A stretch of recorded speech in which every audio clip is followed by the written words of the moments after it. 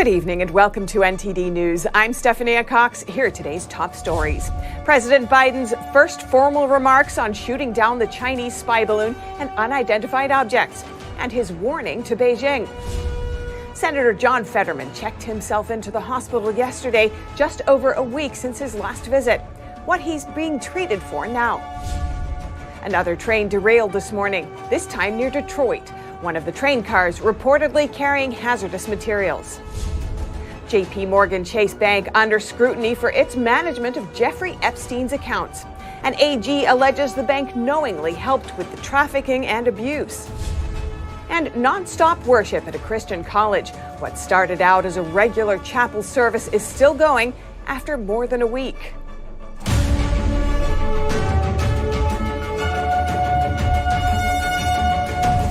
President Biden today addressed U.S.-China relations and the U.S.'s future approach to unidentified aerial objects. NTD's Iris Tao has more from the White House. 4 days after the U.S. military shot down a third unidentified flying object, and 14 days after it destroyed a Chinese spy balloon, President Biden formally addresses the nation. And because we knew its path, we were able to protect sensitive sites against collection. The violation of our sovereignty is unacceptable. We'll act to protect our country, and we did. Biden says he'll talk to China's Xi Jinping without apologies, but he didn't specify when. I expect to be speaking with President Xi, and I hope we are going to get to the bottom of this. But I make no apologies for taking down that balloon. Thank you very much. When are you speaking to President Xi, Mr. President? And China has taken on the offense after the spy balloon got caught, accusing the U.S. of flying balloons to China and retaliating by sanctioning U.S. defense companies on Thursday. The White House calls China's accusations false and Beijing's sanctions symbolic and unnecessary. Meanwhile, the Senate on Thursday unanimously passed a resolution condemning the Chinese Communist Party. The majority leader says it sends a clear message that China's belligerence, their near endless escalating tactics, and their scornful disregard for American sovereignty is unacceptable. And as for the unidentified flying objects, Biden says they were most likely balloons tied to private companies or research institutions. Nothing right now suggests they were related to China's spy balloon program. But Biden does warn. But make no mistake, if any object presents a threat to the safety and security of the American people, I will take it down. Meanwhile, the future parameters for taking down unknown objects will be classified but shared with lawmakers. Biden also outlined steps to better monitor objects in U.S. airspace, including creating an inventory of unmanned objects flying around the skies and improving detection capabilities. Reporting from the White House, Iris Tao, NTD News. On another front, doctors declared President Biden healthy and fit for duty today after a physical examination. Biden has said he intends to run again in 2024. And Democratic Senator John Fetterman is in the hospital again. His office said today that he's being treated for clinical depression after he checked himself into a hospital last night. Fetterman's chief of staff said in a statement that the senator is staying at Walter Reed National Military Medical Center and that he has a history of depression on and off throughout his life. But in recent weeks, it became severe. A congressional physician recommended inpatient care, and Fetterman agreed. Just over a week ago, Fetterman was hospitalized after feeling lightheaded during the Senate Democratic retreat. A spokesman said at the time that test results showed no evidence that he suffered a seizure or a second stroke. And House Speaker Kevin McCarthy is in Arizona today, taking his first trip as senator to the southwest border. As Speaker. This after Republicans and a few Democrats just yesterday held their first field hearing in Texas. NTD's Melina Wisecup reports. Arizona Congressman Juan Ciscomani welcomed House Speaker Kevin McCarthy along with a handful of other Republican lawmakers to his home state so they can get an on-the-ground feeling of the border situation in southern Arizona. The lawmakers were briefed at the U.S. Customs and Border Protection's Tucson sector headquarters, and the Tucson sector is known for its high level of gotaways. That's a term that refers to illegal immigrants who are able to evade Border Patrol and enter the country undetected. Here's McCarthy today at the border. The challenges that they see coming across. The fear that you have in a county that a Mexican cartel is the biggest employer. You don't feel safe in your own nation. The saddest part about all of this, the Mexican government doesn't know which of their citizens are leaving their country. The American government does not know who's coming into our country. But there's one entity who knows both, the Sinaloa cartel. McCarthy and the other lawmakers took an aerial tour of the border, followed by a tour of a ranch along the border in Cochise County. Some Democrats decrying the trip as a photo op. I mean, the Speaker can make as many trips to the southern border as he wants to make. Highlighting the opioid crisis. Highlighting the opioid crisis. The border crisis, the fentanyl crisis that's been driven by President Biden's open borders agenda. 3 Democrats attended that hearing with 18 Republicans. Many Democrats and immigration advocates say it's improper to link the opioid crisis to immigration. We know that a majority of fentanyl-related convictions do not involve undocumented immigrants. And just a week from today, the House Judiciary Committee, led by Chairman Jim Jordan, will hold an on-the-field hearing in the border city of Yuma, Arizona. Reporting in Washington, D.C., Melina Wisecup, NTD News.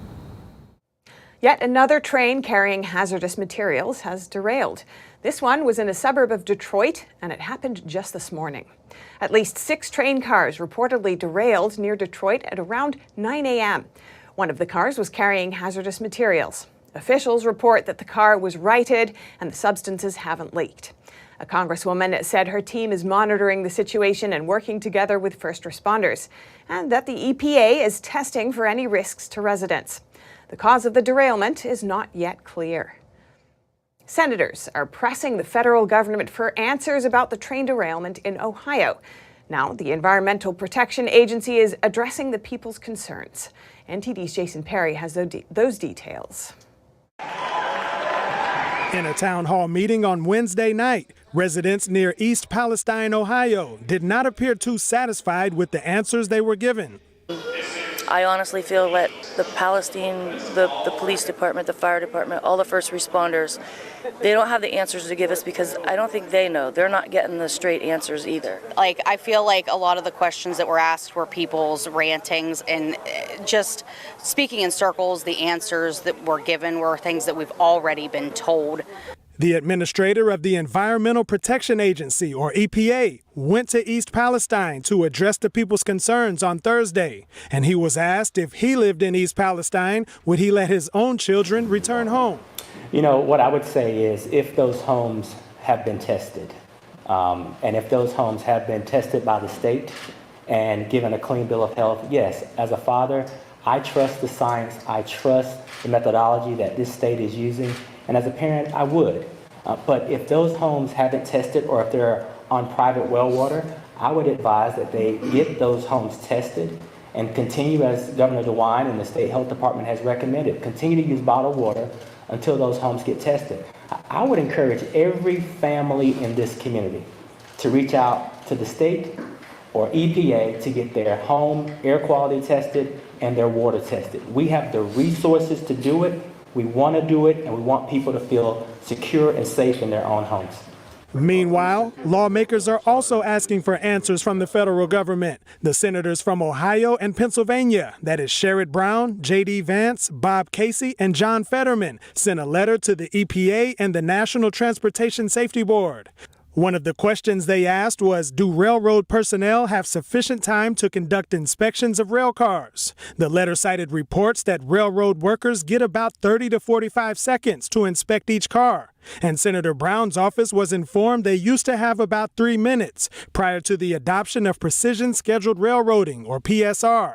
PSR is said to have increased the efficiency of train routes with less personnel, but critics say that's increased the chances of derailment as well. Jason Perry, NTD News.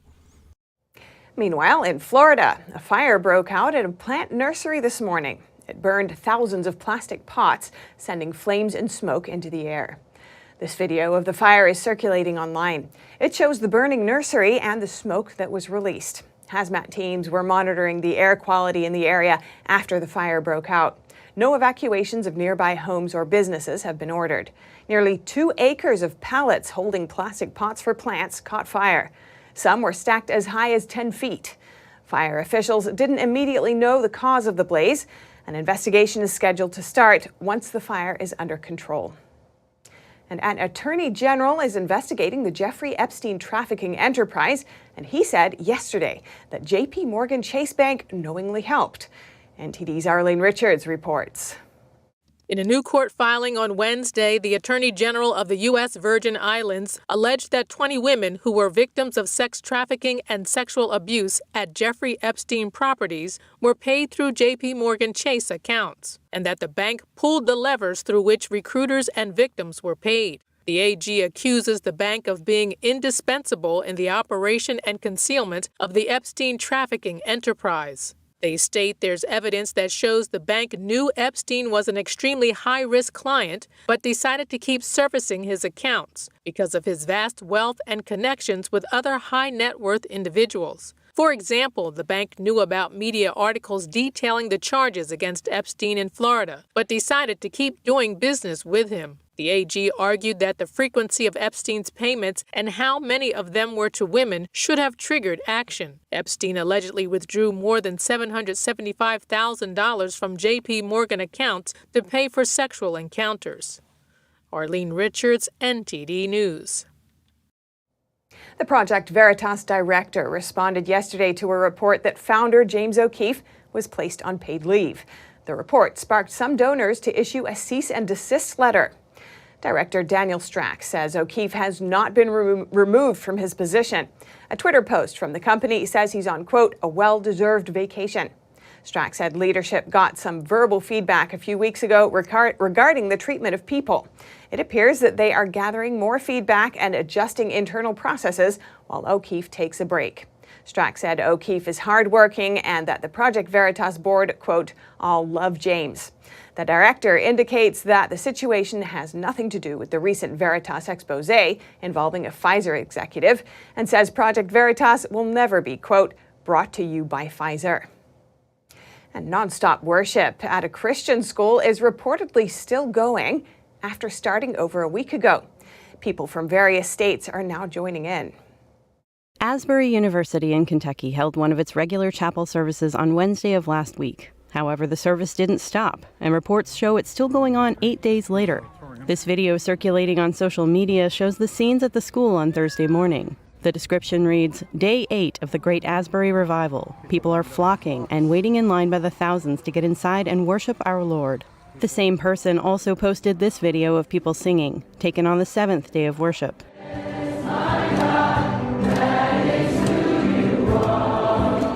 Asbury theology professor Thomas H. McCall says he attended the service as soon as he heard about it.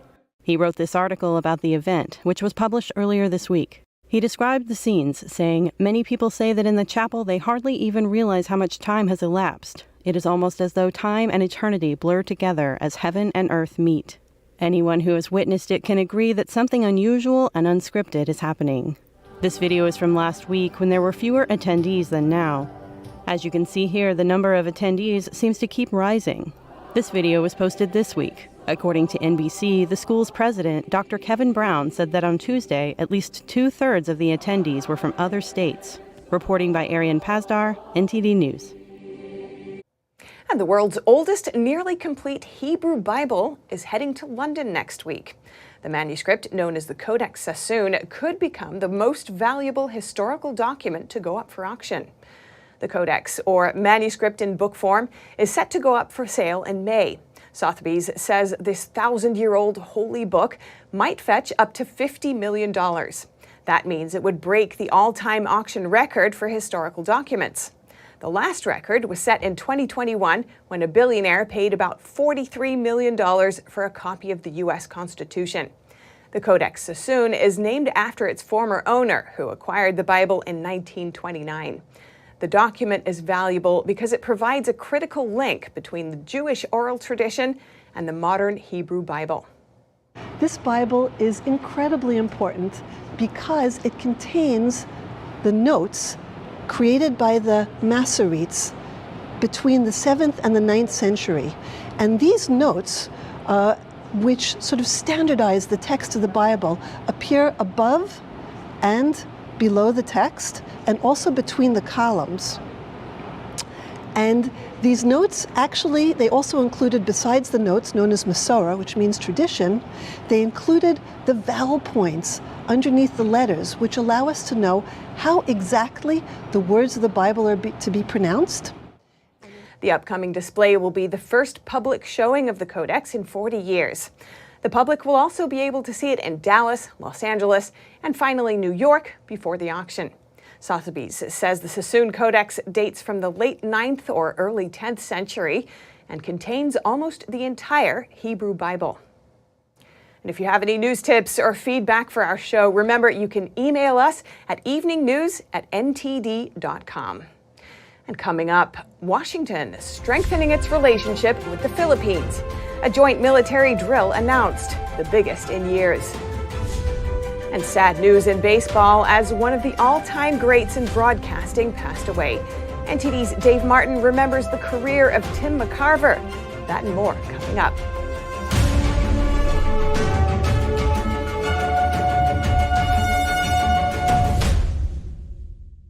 On this episode of International Reporters Roundtable, peace failing in the Middle East, tensions rising in Europe, a Chinese spy balloon in the U.S., unidentified aircraft shot down in Canada, a missile, lasers, and more.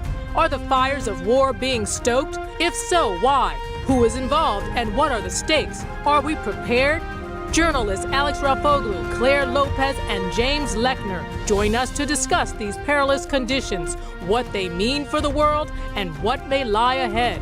Tune in with NTD host Tiffany Meyer and our guest panel, giving us a clearer picture of these global events, Saturday at 1 p.m. or Sunday at 7 p.m. Eastern Time. It's just clear as day. The media, whether it's broadcast, cable, or print media, has become extremely biased. And I started looking online for alternative ways to get information. And I saw an ad for a free trial. And I looked at it and I said, Epoch Times. I mean, come on, this is end of days type of stuff. I mean, what are they going to be talking about here? And I said, well, it's a free trial. Let me dig in. Is it giving me both sides? Is it giving me an objective point of view here? I have looked for opportunities to see where they might be biased, and I don't find it. It has given me a level of trust in media that I didn't think I'd ever get back. I love the Epoch Times because it has renewed my faith in the idea that a reliable, responsible, non-biased source of information is available. And I can say that I love it because of that.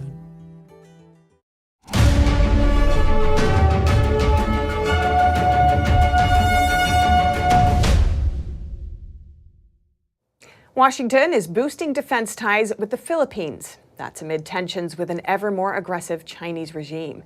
NTD's Tiffany Meyer has more on that. In the South China Sea, Washington's relations with the Philippines are warming. The two countries are planning a joint drill, their biggest since 2015. All of these exercises that we are doing are in response to all types of threats that we may be facing in the future, both man-made and natural. This comes as the Philippines condemns Beijing for its aggressive action. China's Coast Guard troops reportedly flashed a military-grade laser at their Filipino counterparts this week, temporarily blinding the crew. Washington later reaffirmed that it would defend the Philippines if necessary. The Southeast Asian country has also granted the U.S. greater access to its military bases. The joint drill is scheduled for the second quarter of the year. The Beijing-appointed governor of the Xinjiang region canceling plans to visit the UK. Xinjiang is also called East Turkestan by the native Uyghur population.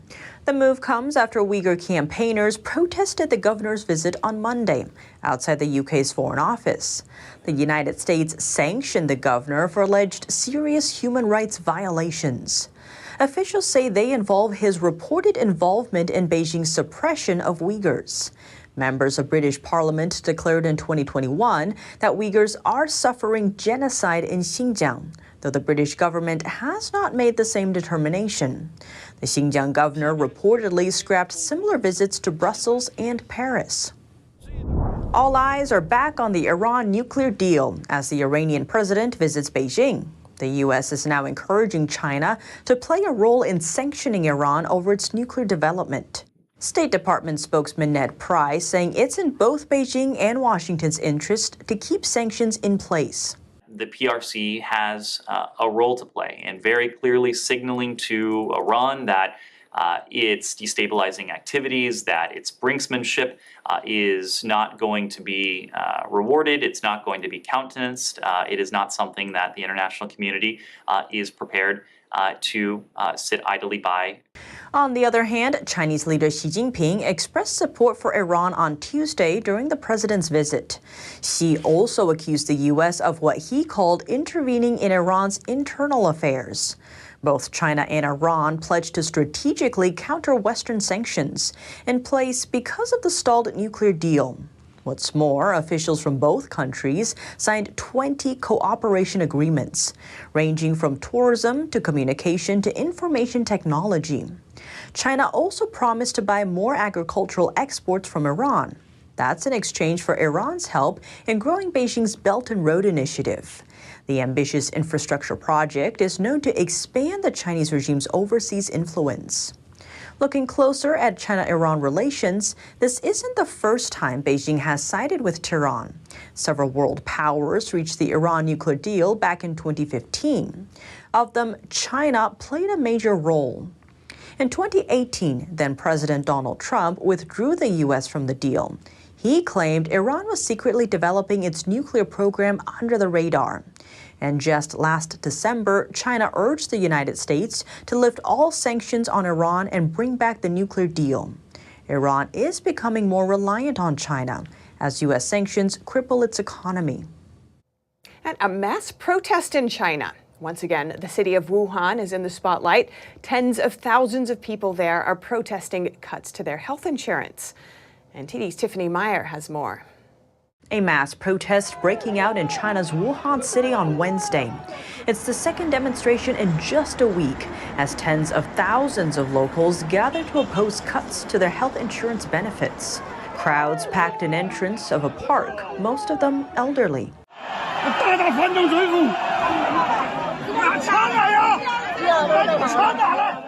Two voices heard in the clip calling out, "Down with the reactionary government. Take the guns, come and fight." Other footage shows a heavy security presence walling up the demonstrators, with pushing and shoving between the two sides.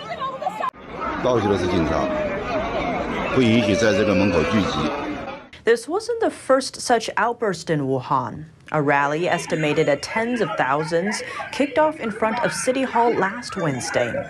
All these amid a groundswell of opinion against changes to local health insurance policy. Retirees saw their medical benefits slashed by more than 2/3 in February. The amount down from around $38 per month to only $12. Protesters say under the new policy, some frequently used medications have become unaffordable. Others question why civil servants are exempt from the policy change. The first protest ended with no response from officials. While the second was brewing, authorities stepped in. We planned another demonstration for the 15th, which is no longer possible. We are now under close surveillance. Otherwise, it might not be tens of thousands of people protesting, but hundreds of thousands or even more. Every community authority now has the participants under restrictions. We are all confined to our homes. We can't go out. The same day, a similar protest broke out in the northeastern city of Dalian against local healthcare changes. But related content was soon scrubbed from Chinese social media. The outcry speaks to the fiscal woes facing China's local governments under the Chinese Communist regime. Over the past 3 years, the country has poured more than $20 billion into COVID-19 controls. The spending added to China's collapsing property market and slowing economy. Now, over to sports news. Here's NTD's Dave Martin with today's top stories. Thank you, Steph. Sad news in baseball today is former player and Hall of Fame broadcaster Tim McCarver passed away at the age of 81. McCarver played 21 seasons as a catcher in the big leagues, winning a pair of World Series titles. The two-time All-Star finished runner-up for the MVP in 1967 with St. Louis and was a battery mate for the legendary Bob Gibson in 1968, when Gibson set a record with the lowest ERA in baseball history. McCarver went to the Phillies in 1975 and became the personal catcher for Hall of Fame pitcher Steve Carlton for 5 years before transitioning to the booth. It was there he would develop into a household name for his work as an analyst. McCarver had a way of simplifying the game for fans that caught the attention of the major networks, and by 1985, he was calling the World Series. He would go on to be an analyst for 23 World Series, working at times for ABC, CBS, and Fox. A winner of 6 Emmy Awards, McCarver last called games for the San Francisco Giants in 2019. He leaves behind a wife and 2 daughters. And in skiing news, American skier Michaela Schifrin won gold in the giant slalom at the World Championships Thursday, just a day after taking silver in the Super G. Schifrin made headlines earlier this year for passing Lindsey Vonn as the most decorated women's skier, now with 85 World Cup wins and counting. And for your sports viewing schedule tonight, the NBA has just 3 games planned for the All-Star break, including the Phoenix Suns. We're still waiting for a healthy Kevin Durant to make his team debut. They host the LA Clippers. And finally, for you hockey fans, 8 NHL games are on tap, including the Boston Bruins, who with 85 points have the best record in the league. They play at the Nashville Predators. And that's it for your sports news today. Steph, back to you. Thanks, Dave. And that's all for today's news. Thanks for tuning in. I'm Stephanie Cox. Good night.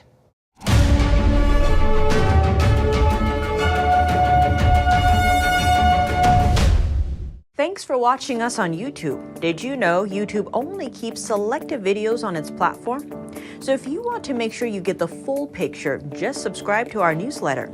Go to newsletter.ntd.com and sign up.